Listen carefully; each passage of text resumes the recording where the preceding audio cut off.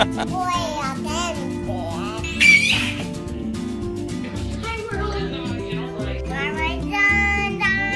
came from England. Corn dogs.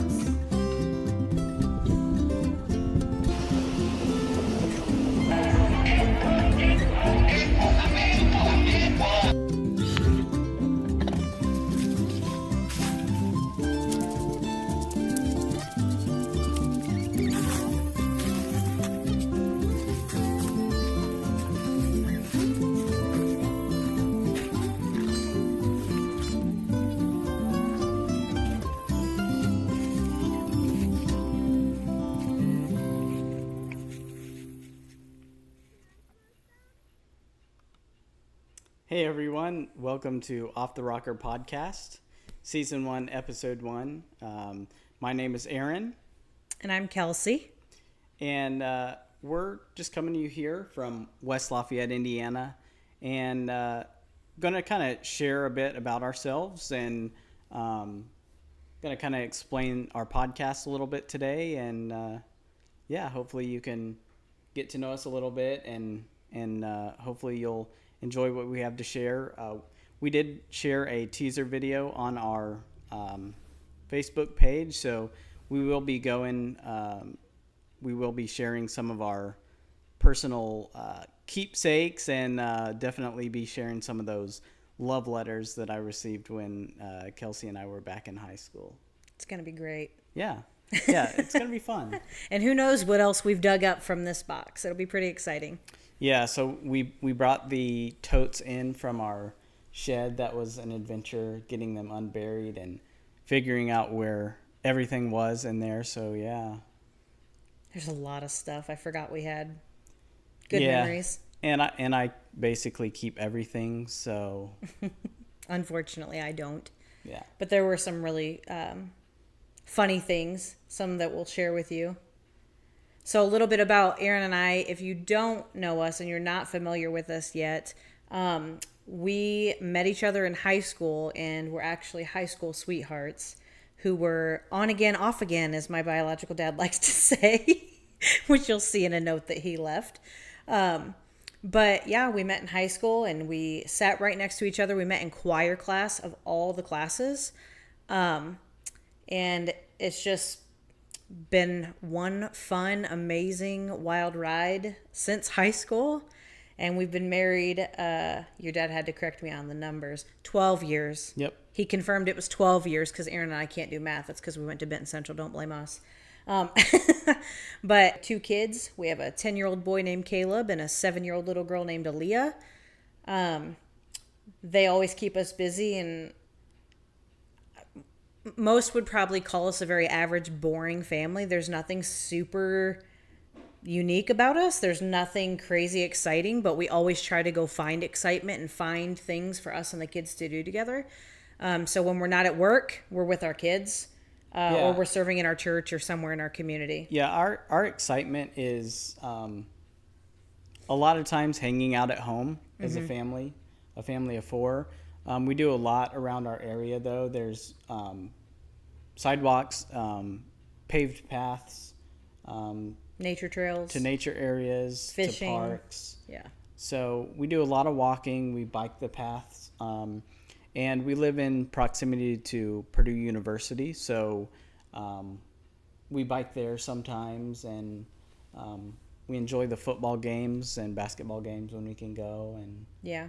Yeah. Most of the time we like to keep to ourselves, though. We're not people-y people. We have select people we hang out with, and our circles aren't very big. They're very selective, and I would say fairly small with like 2 or 3 people in that circle. So they're pretty excited for us to launch this podcast, but there's people who reached out to us throughout the week saying they were excited. That I was shocked and surprised and excited to hear that they were excited about this. So, yeah. You ready to start going through some stuff? Yeah. So, we've got, I guess we should maybe discuss what we've got planned for the podcast, some of the different things. So obviously we're kind of introducing ourselves, going through some of our keepsake knickknacks and whatnot, today. And then we'll have some different episodes to, go over things like music. That's one I just keep going back to because I'm excited about that because I love music. We'll probably talk about different restaurants in the area and different things like that. We'll probably do some reviews on different things. Might be fun. Might do some taste tests on different drinks or something. You like might that. be doing the taste testing. I'm not sure I'm brave enough. We should have Kelsey. We should see how many people we can get excited for Kelsey to do a blind taste test, and I'll do some really crazy flavors. Oh my gosh. In there. Bring it back to the Will It Juice days, and I'll juice. Well, I have to like, sign a waiver for my life. No, but I'll give her like a broccoli juice, and she'll probably she won't fare well. I like with broccoli. that. It doesn't need to be juiced though.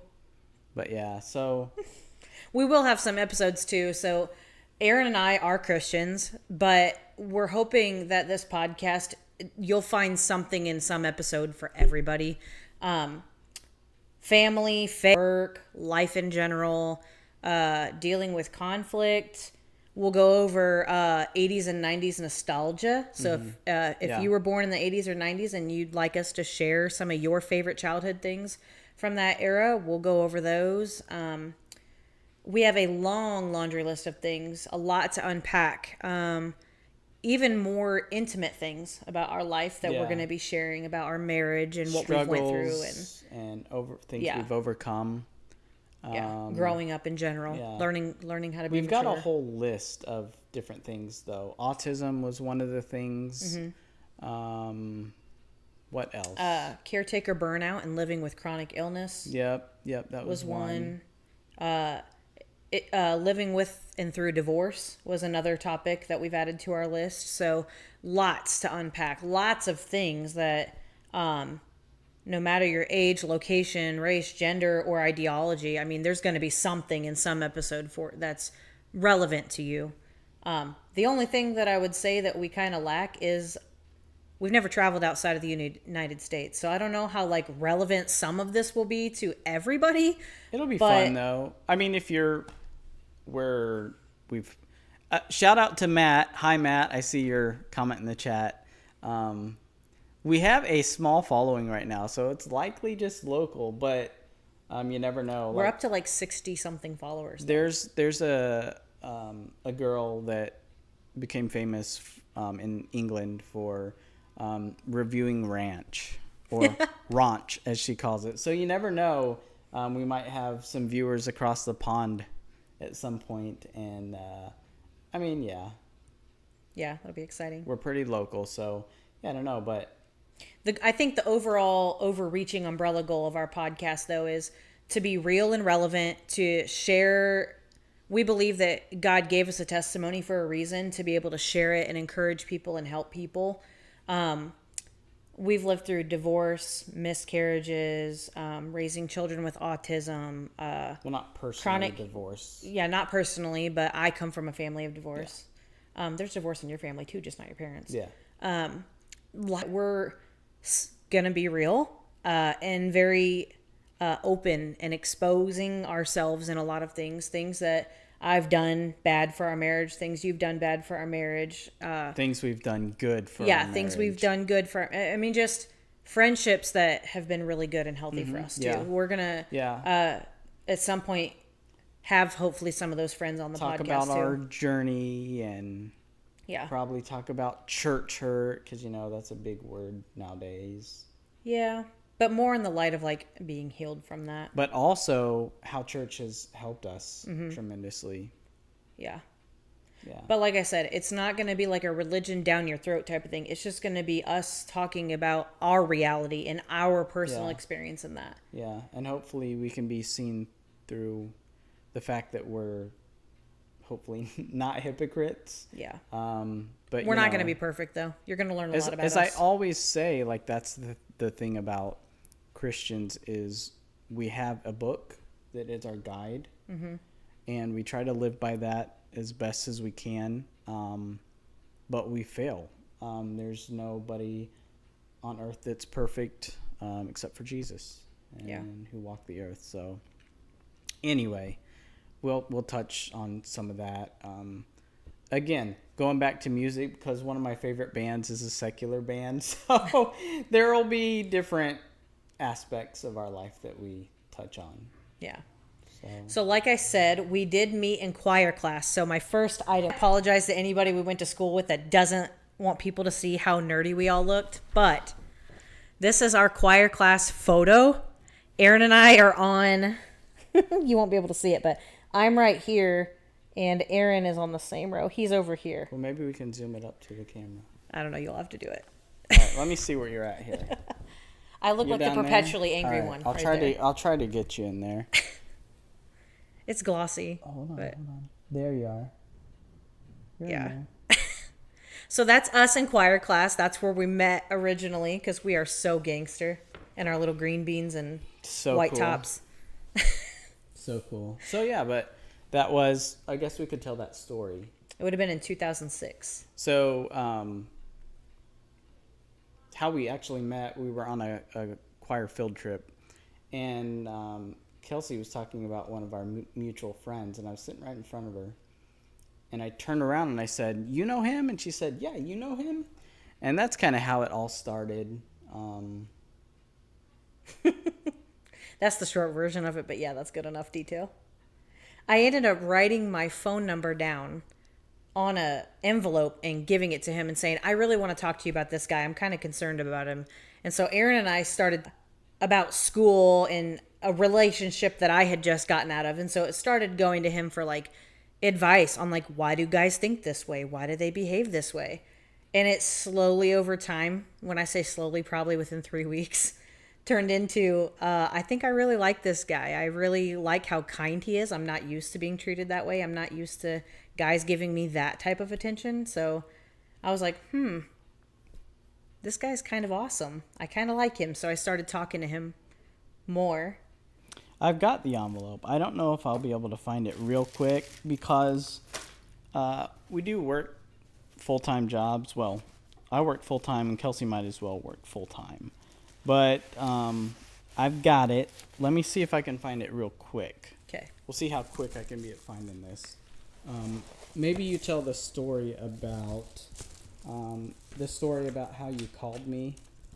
Oh, so I like the way you tell it so much better, though.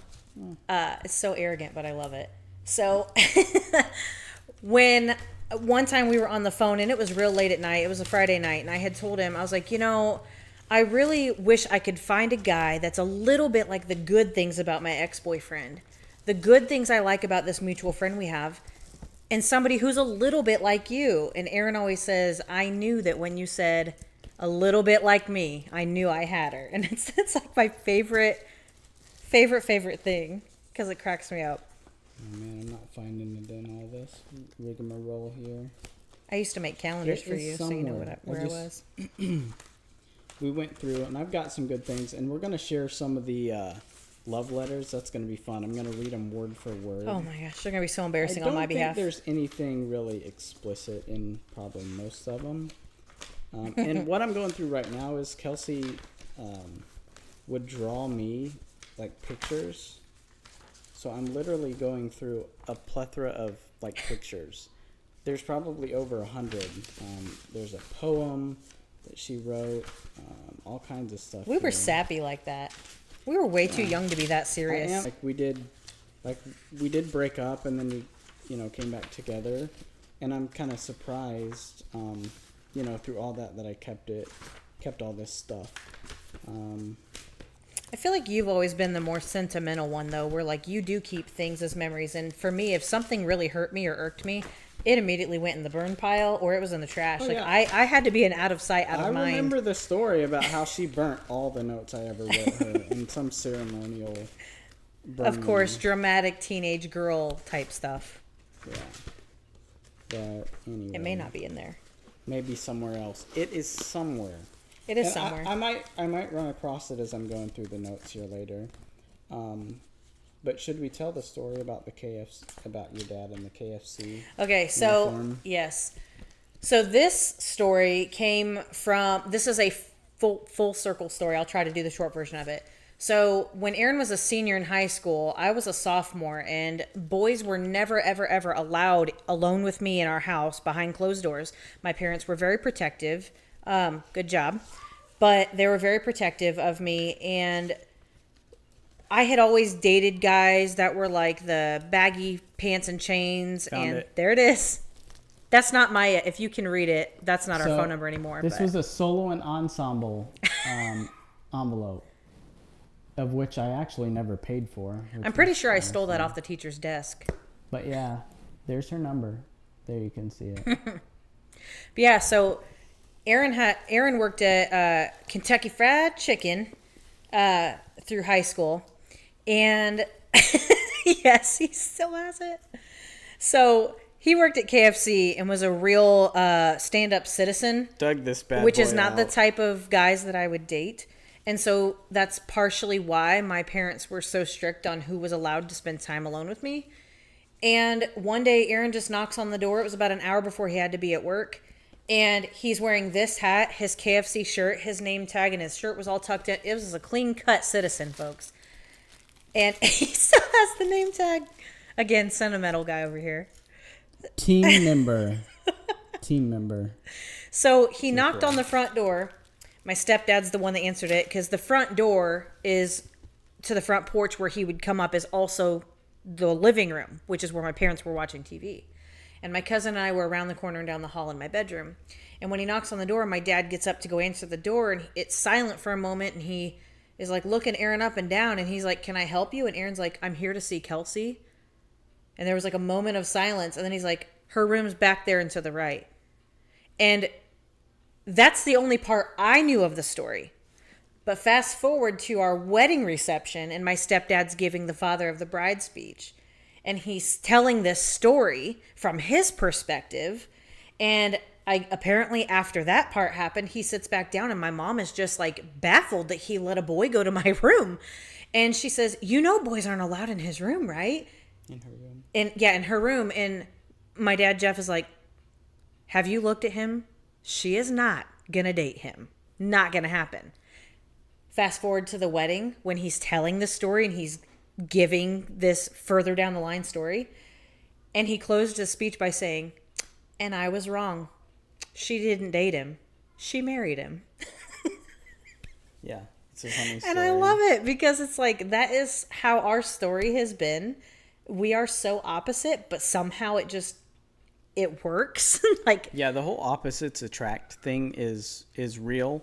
We're very opposite. Like Yeah. we were saying that probably music is the most opposite, because a song comes on in the car and I know if I like the song, she's changing the channel. Like, I just know. I hear a song and I'm like, "Oh man, I like this song," and I know My fingers are already reaching for the fingers button. Are reaching for that button. like So, clockwork. Yeah. So But you know me so well. all right. So do y'all remember when there used to be portrait studios in Walmart? Oh my God, please don't share this one. Oh, Boom. we thought we were so, like, we were married in this photo. We were 16 and 18. Like, we even bought matching built Ford Ford Tough Tough. shirts, because we just, I don't know what our deal was there. No, but also we're all about comfort. Hence the T-shirt. Like, I think every time in the past I've gotten a professional photo, it's been with a T-shirt on, or like my senior pictures. A polo. My senior pictures, I was wearing an American Eagle sweatshirt with a hoodie. hood. Yeah. So yeah, I guess still it's have all that. about comfort. I have finally, at the ripe age of 37, decided that I'm getting rid of most of my graphic tees, and I'm going to start dressing like a man.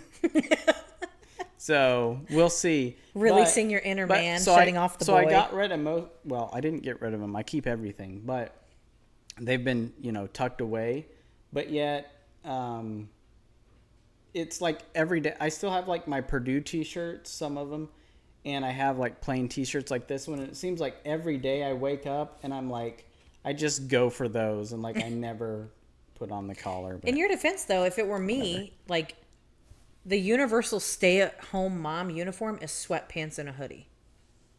And if it's not for you, then you're too high maintenance. Like, that should be everybody's, like, overall uniform. I do want to share. So, you know, when you get married or you have a birthday, you get cards from people. So, my biological dad, Carl Henschel, shout out. He thought he was going to get without being mentioned in this, but says, for the bride and groom, just a way of wishing you happiness on your wedding day and every day. And then my stepmom, Cheryl, she's since passed away, but she wrote, congrats, many years of love and happiness.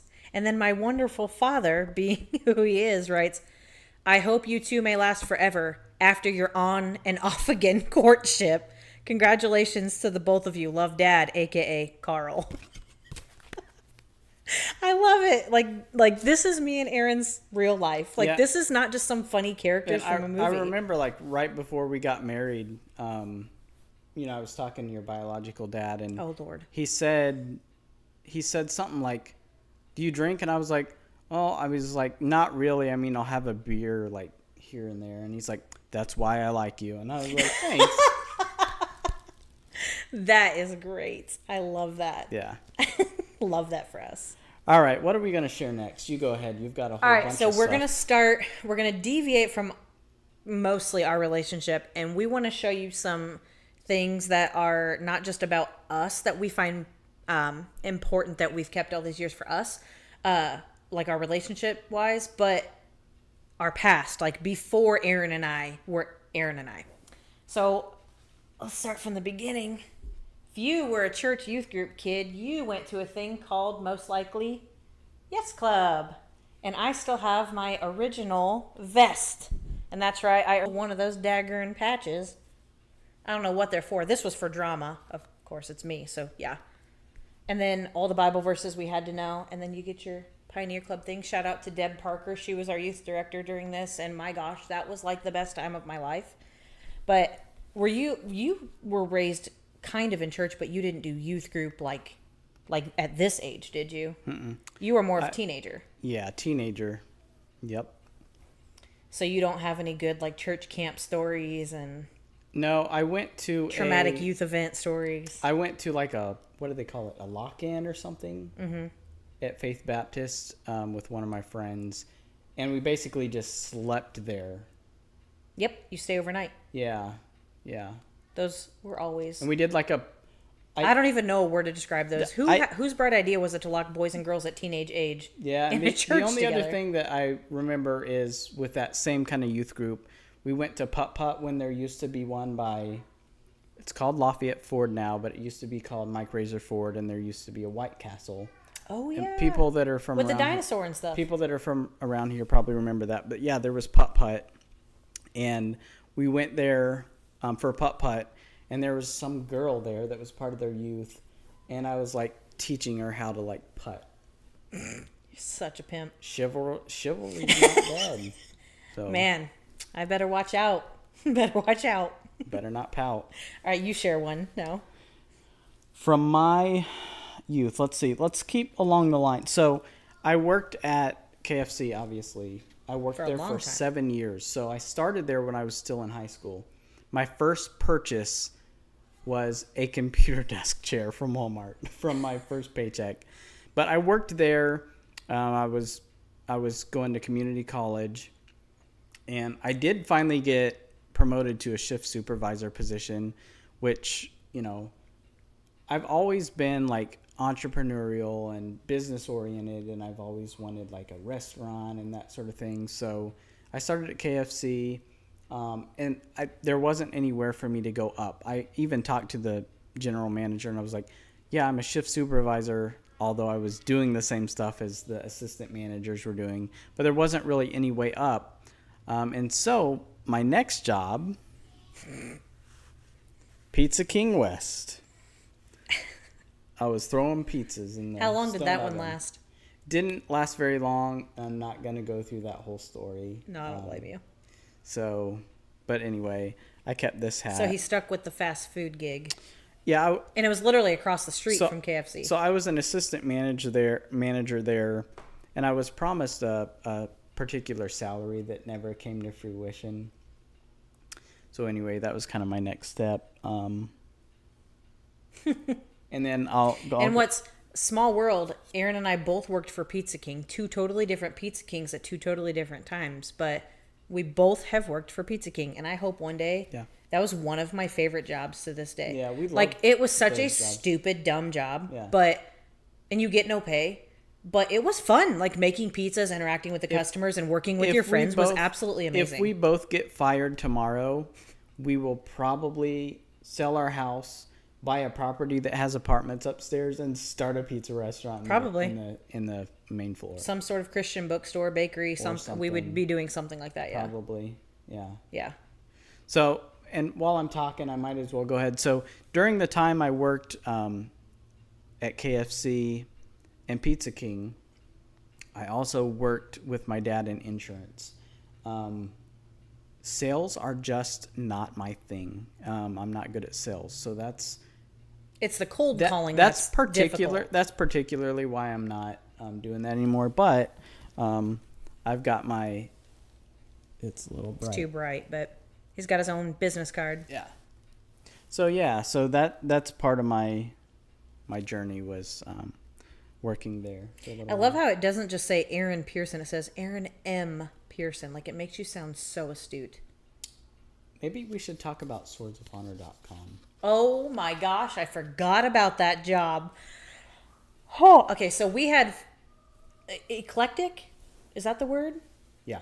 They were very I can go nice with people. that. Don't get me wrong. These were very sweet people. They were always so kind to me and Aaron. It was a couple. They're not together now, but they lived right down the road from me in Fowler, and I would babysit their kids. Well, they started a online business selling medieval clothing, swords, costumes, boots, you name it. They had it if it was medieval related. So my job was to babysit and then do all the shipping and packaging. Your job was doing the order placement, procurement, and all that, I believe. So it kind of went along with, the fact that I'm into business and that sort of thing. And, internet was growing. We're that old. Internet e-commerce was growing. The site was hosted on Yahoo Business, which I think if I recall, there's still kind of a Yahoo e-commerce site, but that was really big. Like Yahoo e-commerce was big. Mm-hmm.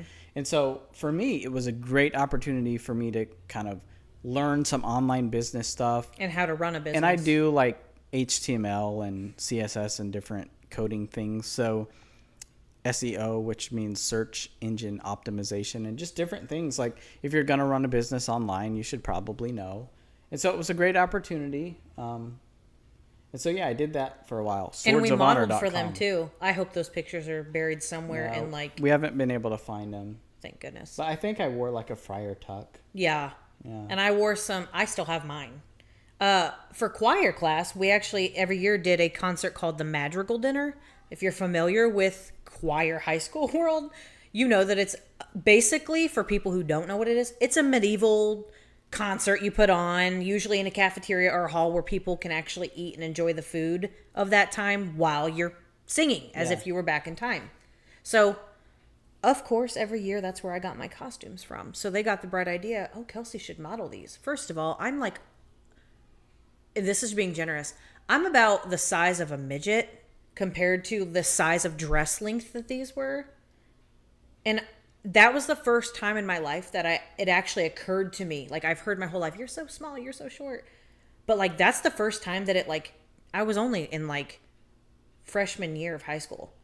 So it didn't really dawn on me how truly short I am to the average person until I would wear their petite size clothes, and they still were, 2 of me long. So I think one of the years, wasn't I the king one of the years? You might have been the queen. No. Or... So...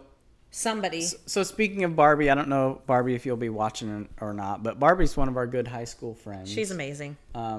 She actually made our wedding cake. Yep. And she sold us our house. The house we're living in right now. Yep. Yeah. But there's a picture on my Facebook of Barbie and I from one of the Madrigals.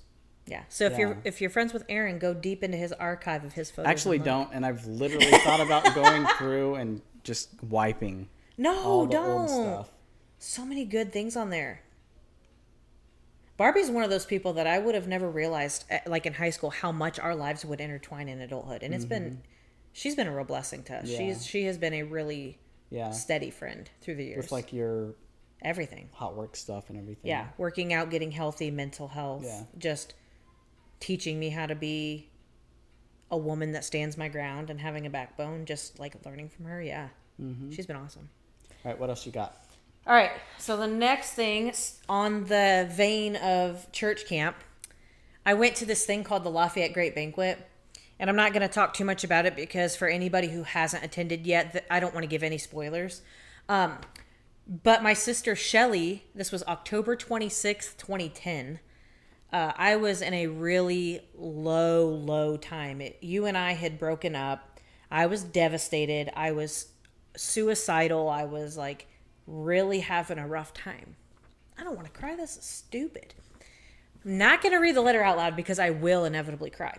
But my sister Shelly wrote me this letter about what she thought about me and how important I was. So there's her letter.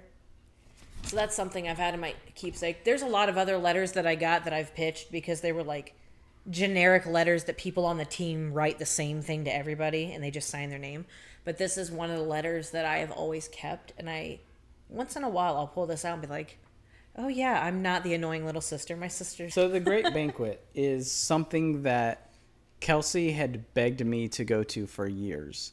And if you know me... It's a 72-hour retreat with no phone, and it's all about encountering the Lord. So if you know me, I'm very introverted. I like to be in my house where my heart rate is where it's supposed to be, where I'm near to my dear toilet, should I need to use it. But anyway, so yeah, that's TMI. But I'm very introverted. I guess more so just I have social anxiety. Like if you come to my house and talk to me, I'm cool. But if I'm in a different environment, yeah, just, I don't know. I need a tranquilizer or something typically. But anyway, the Great Banquet. So she had begged me to go, and finally, I decided I was going to go. And this was during when COVID was just starting. And all these years, I mean... It was October 2019. Yeah, and so after they did like this intake where we basically just went in, I guess they had a meeting with the other people, and they were thinking about canceling it and just like having us. And I just remember Kelsey had said, if you cancel this... Yeah, I actually stood up and said... Because they were asking our input as sponsors for these people that just brought them here. Because COVID, it was brand new. Like, I mean, within months, brand new. And I stood up and I said, if you send my husband home now, he will never come back. And I don't know if he will have this opportunity again. And you actually had a really huge spiritual breakthrough. Yeah, so it's big. It's one of those things where, you know, people can say what they want about it, but...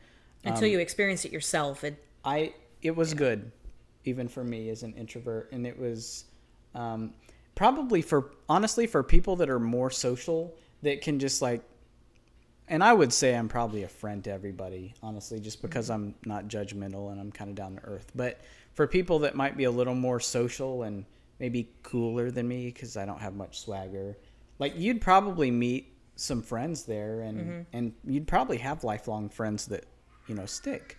But if you go, be ready for when you get back home. Your wife has been missing you. Yeah. I was so eager to hear all about it. I'd been through twice as an adult. And then the Great Awakening is for teenagers. So I was forced to go then. I was not ready for it. So that was I remember Sarah, she's now Sarah Kiger, but this was when she was a teenager, not many years older than me, and she was my table leader at the Awakening. And if it weren't for her, I would have ran away and just lived in the woods for the weekend and just walked home. Like, I was not ready for it at all. And then by the time Great Banquet, I was old enough and out of high school to be able to do Great Banquet. I was like, okay, that was something. That was a choice. And it was okay, but I'm not sure I retained much. But there was a time in my life where I was like, yep, I'm ready to do this. And I think you had gotten to that point too, where you're like, okay, something's got to give, something's got to change. And I thought it was pretty good. All right. What all do you got over there? How much stuff you got? I don't have much stuff here. Not a whole lot more. I do have some stuff. Do you want me to do one more? Or do you want to do one? You go ahead with one, and then I'll go. All right. So Another thing from high school time for me that I keep in my keepsake box is my soccer cleats and the only varsity letter I ever got, because soccer was my absolute life. And between the last two practices of two-a-days my senior year, I was diagnosed with an aneurysm on my brain and had seizures. So the doctor refused to release me to play that year. So I had played since preschool age every year, every time I could, clear up to my senior year. And the last year that really you get on the varsity team, you get your letter, you get all like your accolades from being committed to it. I missed out on all of that. So I keep my soccer cleats and my only varsity letter I ever got because it's my favorite thing. I'm too hefty to play soccer now and keep up with it, but I still love it. I could watch it all day long. All right. So if we're going to keep along the lines of family stuff, this is one of my favorite things. So this was my great-grandpa's. This is a, what do you got? It's like a keychain kind of. It's a key fob. That's what it is. It's a key fob. But this was on keys. Hold on. I got to see if I can get a little closer. I don't know if y'all can see that, but it's the Purdue Memorial Union. So it says the Union Club, Lafayette, Indiana, which is funny because we know it's in West Lafayette, but it's a kind of a commemorative. It's 50th anniversary, 1924 to 1974. And it was basically a key fob that was on keys in the 1920s for the Purdue Memorial Union. So I really like that. Aaron's my great-grandpa, worked there, and that's part of why he really wanted to work there too. Yeah, he was. Me and my great-grandpa really got along really well, and of course I was little, but he made a big impact on me. But you were the first grandchild, right? Mm-hmm. Were you the old? Yeah. Yeah. So yeah, that's one of the mementos I have. I have some other things like when he retired. So I was born in '87. He retired in '86, and I've got some Purdue Memorial Union mugs and some other mementos of his. Some neat, actually, historical stuff is cool too. Yeah. We were actually, so there was a guy who, when he was starting at Purdue, his grandpa was getting ready to retire, and they worked together for a short time. Yeah. Who, when this guy that we knew was getting ready to retire, offered to take Aaron down to his grandpa's original office in the basement of the Union. Yeah, so the guy's name was Randy, and he took me into like a restricted area. Like I'm talking like basement down in the whole ground like where there's type. Boilers and pipes. Like it was really cool. What you could imagine, like when you go back in like a mechanical room and there's like boilers with steam coming out and like water dripping from them. Yeah, it was pretty cool because it's historical of Purdue as well. Yeah. Like that office has never, that floor has never been renovated. Yeah. So that was pretty neat to see the original desk he sat at.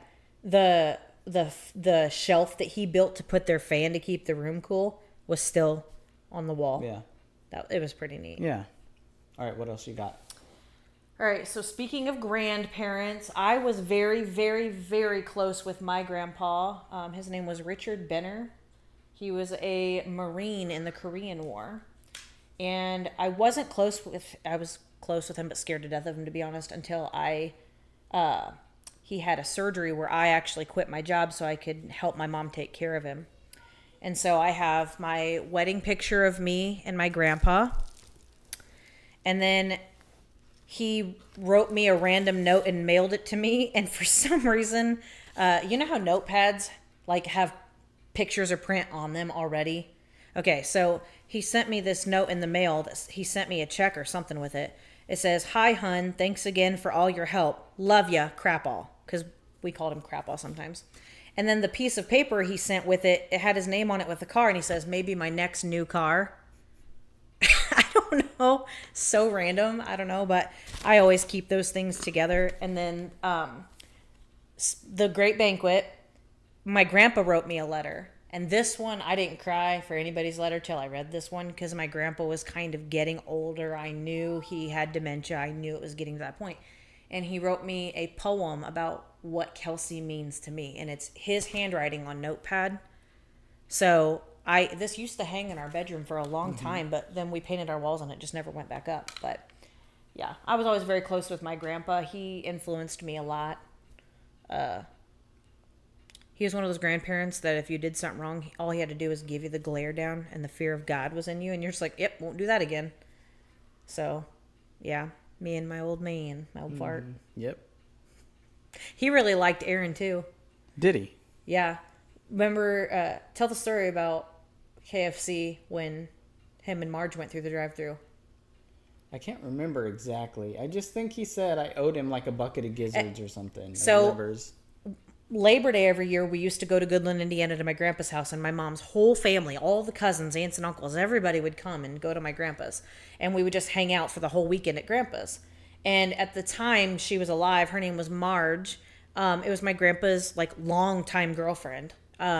She basically was like grandma. She had been in my life for a really long time. They loved going to KFC. They went and got the senior discount. They just like going to the drive-thru, and then they'd take it home and eat because she lived just down the road in Otterburn. And they, at some point, you at Labor Day had told my grandpa, oh, I'll bring you a bucket of chicken. I get free food from there all the time. And that stuck even through his dementia. That stuck with my grandpa. And every time he'd see Aaron from that point on, you still owe me a bucket of chicken. And then him and Marge came through the drive-thru one day, and you were serving at the drive-thru, and he's like, he didn't realize who you were because we were sort of new at dating at that time. And he said, oh yeah, you're the guy that owes me the bucket of chicken. So I did finally deliver on that. Years later.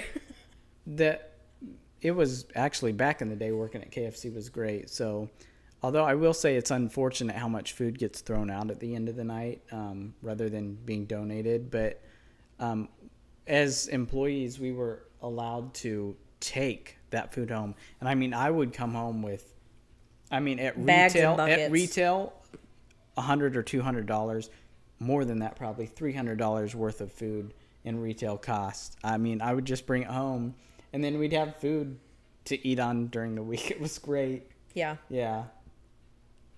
So yeah, what's another one you got? All right. What else do I have here? Do our pictures over there. Well, should I keep going over my old stuff? All right, I'll go over a picture. So Aaron and I started dating my sophomore year of high school, his senior year of high school. So we went to prom 3 times. Yep, all 3 times we were eligible to go. I guess we've got 3. Now, Kelsey had to remind me we went to 3 because I didn't remember. I thought we only went to 2, but there is photo proof here. So this was our first one. This was, I'll get the glare out. I'll try to anyway. That was Such prom, babies. prom number 1. Prom number 2. It's hard to get the glare out.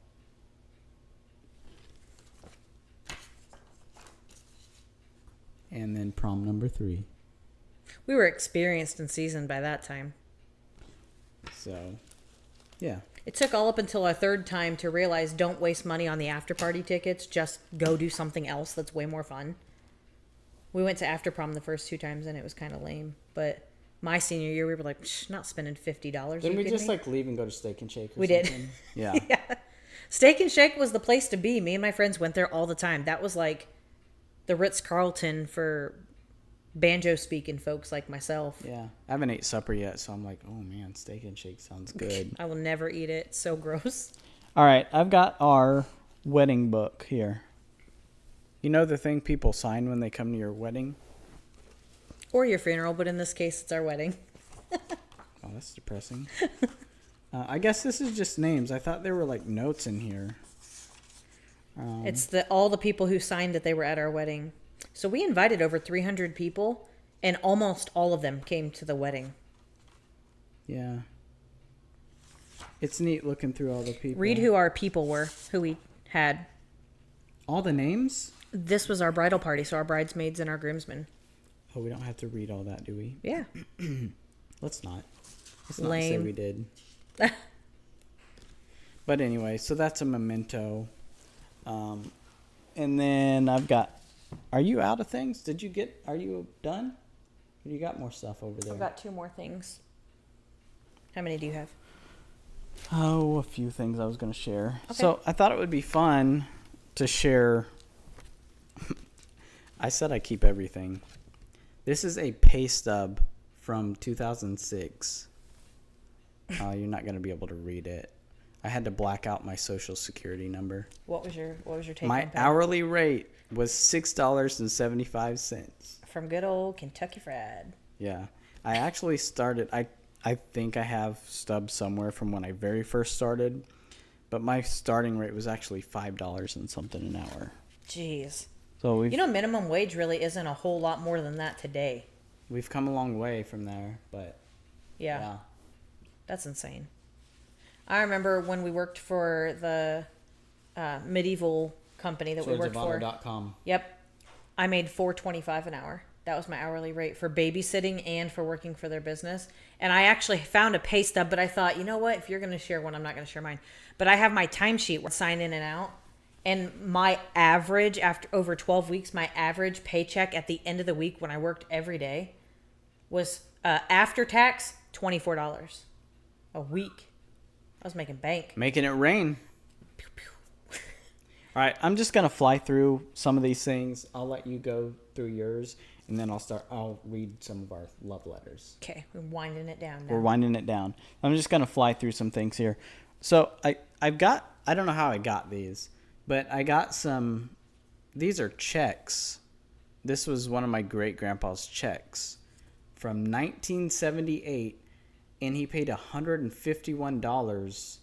So there was a place that used to be called Arnett Clinic in town here, but it was probably for like a surgery or something, because in 1978 $151, that's a lot of money. So I got that. Thought that was neat. I thought I'd show that. So I'm obviously a nerd, so I used to love using like Microsoft Publisher and different things. So I created like this little like Pearson's Cafe thing. You know what? When we start our business, we should bring that back and use that as our menu cover. And then I created awesome. a menu, Victorian buffet, so fancy. And inside this, Oh my gosh. I've legit got... That menu is so long. This menu, so what's funny is this menu is like humongous. And so obviously, as we know, if anybody watches like that Restaurant Impossible about business, you know that less options is better, and it's easier to maintain inventory and to have a profit and whatnot. This is a 5-page menu. It's literally I numbered everything on there. So this is under the dinner and lunch menu item. It starts at number 1. It starts at number 1 and goes all the way to 89. So I'll just read through some of these things because it's kind of funny. Battered shrimp with no tail. Battered shrimp with tail. Shrimp dipped in garlic sauce marinade. Battered clam strips. So obviously it starts with a lot of seafood. 20 oysters with shell and butter and herb sauce. But I see no prices on there, so... Sirloin steak with 5-day marinade. Prime rib. Grilled chicken. Battered grilled chicken. Leg, thigh, breast, or wing of your choice. Good grilled hamburger with anything you want on it. I like that one. I don't know how old I was at this age, but yeah. You were probably like 13, 14, 15, somewhere in there. Maybe, yeah. It'd be cool if there were prices on here. What else do we got here? Catfish nuggets, peas, carrots, green beans, au gratin potatoes. There's definitely some misspelled words in here. You spelled cauliflower right, though. That's impressive. Pasta Alfredo, lasagna. Orange Ruffy with tarragon. I don't even know what that is. I don't even think I knew it. I probably just... Well, Google wasn't around. You were probably making stuff up. I'd probably look through a catalog or something. Lobster Newburg with popover. Popover? I don't know what that means. London broil. Anyway, so that was fun. Are you ready? You're wanting to Sure. go? I'll do my last two. All right. Obviously, there were way more things. We had 3 massive totes that weighed about 50 plus pounds each with all keepsakes, but we were just hurrying to pull out highlighted things. This was my medical band when I delivered our first child, our offspring, who's 10 and a half now, which is crazy. He's over 10 and a half. I feel like we should do these. So our plan is to do these every Friday at 5:30. But I feel like at 5:30 on a Friday, we're like down right now. We're like after like the whole week. So we might consider a different schedule or get feedback from people. Like, not that anybody's like, oh, we want it to be on Monday nights because that's when we can watch. We're gonna have so many followers. Anyway, the last thing I have is 3 pictures. I'm really close with my dad, and these pictures are from the 90s, early 90s. So we're talking 1995 to 1990, that range. I'll end with my favorite picture of myself ever. I want this as my obituary picture, just so you know, for real. So this, you won't be able to see this, but this is a picture of me, my dad, and my brother Bryce after a pheasant hunt with my dad. My favorite thing to do is go to my dad's and go fishing. I love fishing on the Kankakee River and just hanging out on my dad's boat. It's my favorite thing to do with him. And actually at our wedding, the song that I danced to him with is She Thinks We're Just Fishing. And I like that's the perfect song for me, Dad. So this picture this would have been in 1994 of my dad, my brother Bryce, and me at the end of a pier, and we were fishing.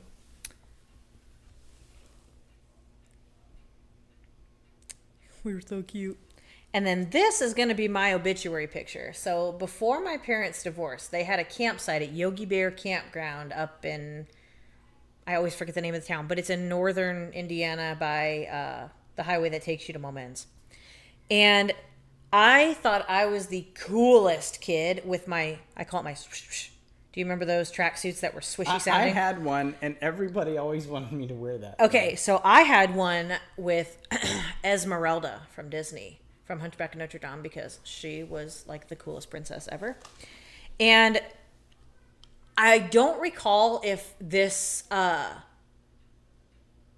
wood cutout figure was ours or our neighbors, but I do recall that I have a lot of pictures of me with this thing. So this picture is the epitome of me. I'm sitting in my Esmeralda suit, picking grass off the ground, going like that with, I'll let you show this to him. It's a little boy with his pants down peeing on the electric meter. And I want that to be my obituary picture one day.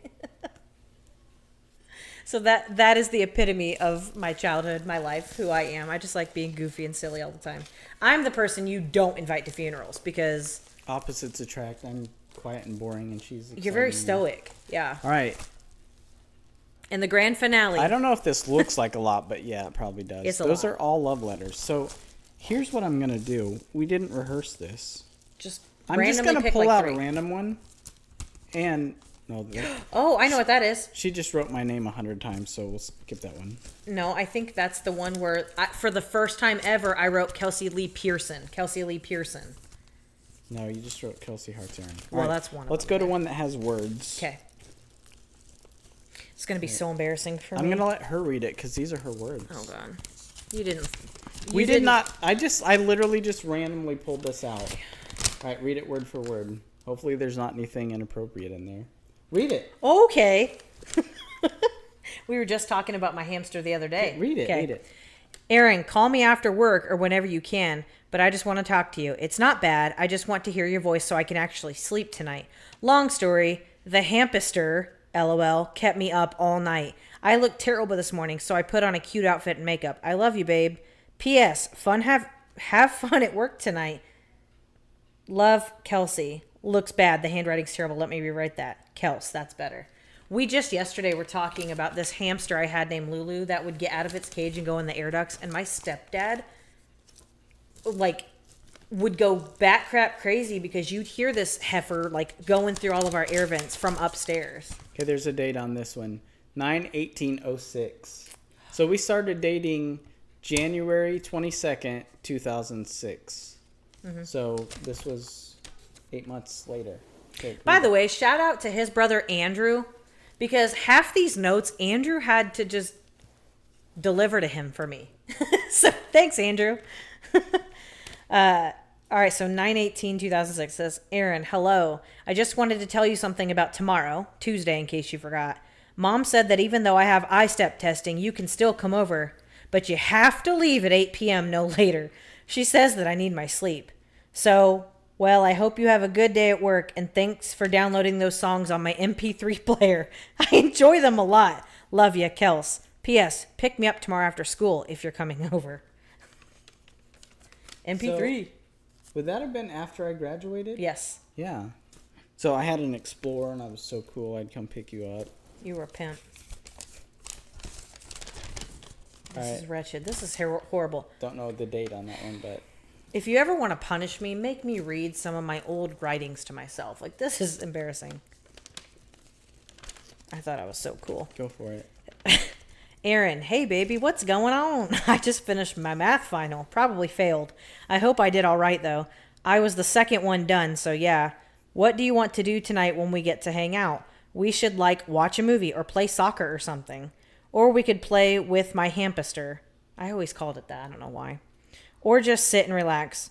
So what do you have 6th hour or is your final? Oh, never mind. I already know. But anyways, just wanted to say hi. Love you. I would, by the way, these were always written in my study hall when I should have been studying for tests and doing homework. Okay, this one's colorful. Oh gosh.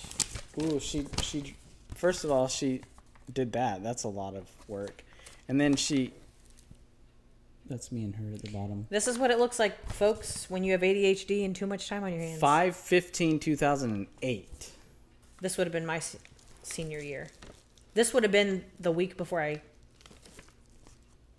This would have been the month I graduated. Aaron, I love you so much. Thank you for always being, quote, here for me. You are such a blessing to me, and I thank God for you. You are so good to me and for me. There is no one else like you in this entire world. You are just so amazing. I am so glad that I found you and that you are happily mine. I love you forever and a day. Does it say that, really? Yeah, for real. Love always and forever, Kelsey, a.k.a. baby girl, but I spelled it G-U-R-L because we too. You know. She still texts me the same stuff every day. Yeah, it's embarrassing. Some things just don't change. All right, what's this one? This is fun. January 24th, 2007. So this would have been a year and 2 days. If there's anything inappropriate, probably shouldn't read that. Do you want me to read it? No, you read it because it's Oh, your. God, this is it's your terrible. words. This is torture. Clearly, I'm a stage 5 clinger. I'm realizing this about myself because these are like, bleh. Like, Okay, we've got 2 minutes. Yeah. You need to hurry. We got to get through a couple. okay, no, this is the last one. Aaron, you mean the world to me. There's a saying, don't make someone your everything because when they're gone, you'll have nothing. But to be honest with you, I would rather have nothing than to live a day without you. Seriously, I'm never letting you go. I love you so much. You are my everything. That, ladies and gentlemen, turned out to be a lie. We did not stay together. She did let me go. Oh, she let me go. We let each other go. And we came back. And then we together. let ourselves go. Really? You know, this is really unfortunate because, well, I have some notes that you wrote me, but they're buried deep in those totes somewhere. But they were after we were married.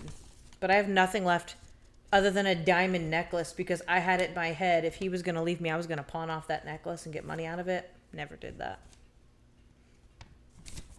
So this one is like she wrote part of it, then went to another class and wrote break, and then she wrote a little more.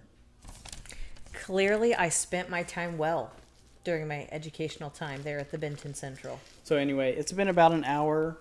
I think the plan is to be on next Friday at 5:30. Mm-hmm. And yeah, hopefully it'll be more exciting. Maybe we'll have more energy and yeah. But it's been fun. And Maybe next time we'll do things that embarrass you more. so I think we'll post on our Facebook. We'll talk about what our topic is going to be, and we'll post on our Facebook what it's going to be. So I love Matt's comments on there. we'll see you all next week. Bye, guys.